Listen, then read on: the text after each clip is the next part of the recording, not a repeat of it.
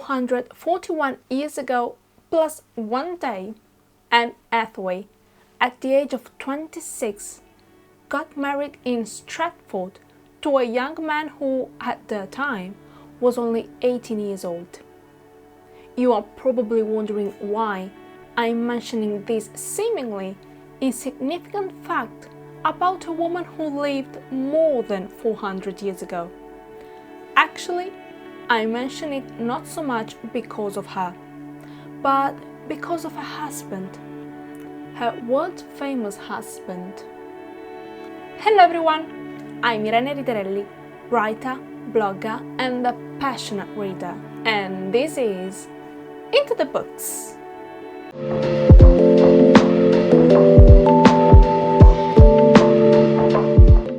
This famous man drastically changed not only the world of theatre, but also all the literary and dramatic genres. During his 20 years of artistic activity, he wrote plays, poems and sonnets that captured the full range of human emotions and conflicts. Have you guessed who I'm talking about?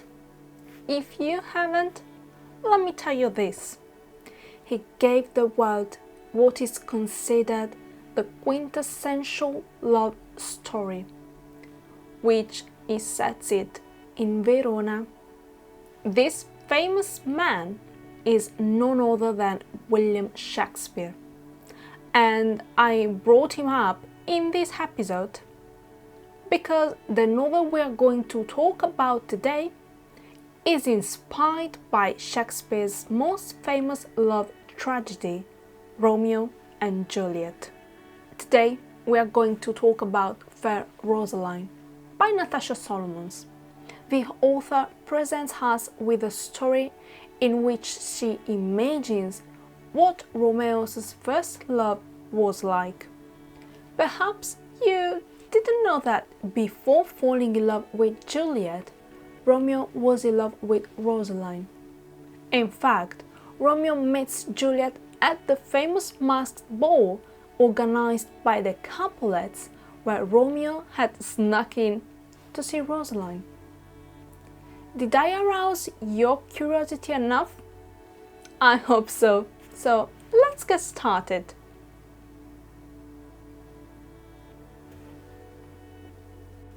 Rosaline Capulets, almost 16 years old, is a fierce and indomitable young woman who wants to experience everything the world has to offer. But when she learns that her mother, on her deathbed, has asked her husband to write her last wish, that Rosaline enter a convent and become a nun, the girl is completely devastated. She tries to talk to her father, but soon realizes that it is in vain. Her father sees her as a burden. Her brother, being a male, is the one who has the task of passing the family name on to the next generation, while she is only good for one thing: honoring the Capulets' family name from the cloister of a convent. When Rosaline realizes that she cannot change her ultimate fate, she tries to negotiate with her father to give her a year of freedom, but he refuses, only agreeing to give her 12 days at most. She is so desperate that she accepted, still stunned and disbelieving of what is happening to her. She almost misses what Catherine, the maid, tells her. The Montagues are having a party that night. Rosaline doesn't know how, but she will go to the party, even if it is the last thing she will do in her life. And she dresses as a man to try to sneak into the party, and luckily she succeeds and enjoys it. Everything goes very well until another man challenges her to a duel, and Rosaline accepts so as not to reveal that she is a woman although she is sure that she will die. But the man surprises her by taking off her mask. He knew from the beginning that she was a girl, and when he sees her without the mask, is completely captivated by her beauty. This man is Romeo Montague, and because he thinks so highly of her, Rosaline refuses to tell him who she really is. When she returns home, she cannot sleep because she is still so excited, and when someone knocks at her window, she is sure it is Romeo. But when she discovers that it is actually her cousin Thibault, she is saddened and desperate, confirming that there is no happy ending in her destiny.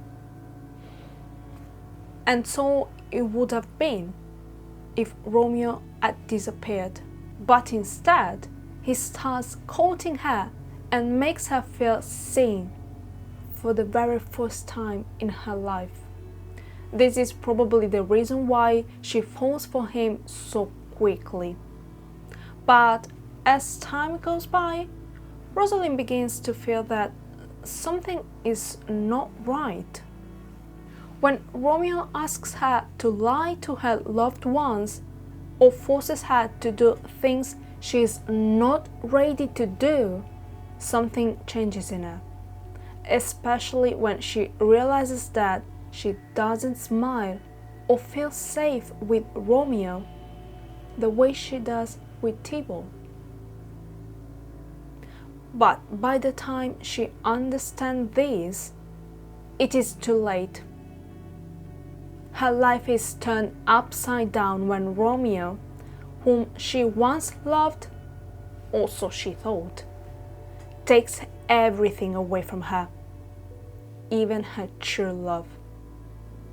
Even if it's too late for her, it is not for Juliet.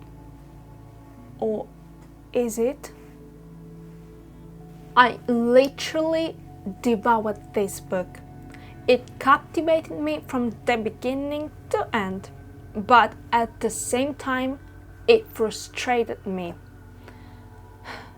Shakespeare's version of Romeo and Juliet is absolutely my favorite play of all times, and while I'm aware that these are two different works, subconsciously Natasha Solomon's makes me question Romeo's personality. I'm not saying I don't like his character anymore, but this book has definitely made me consider him in a different light. What more can I say? The author has done an amazing job because even though most of the characters were created by Shakespeare, the new take one on those characters, plus the ones created by the author, speaks volume about Solomon's creativity. So yes, in my opinion, this book is really great, but am I glad I changed my mind about the original and famous characters? I'm still trying to figure it out. Thank you for joining me to the end of today's episode.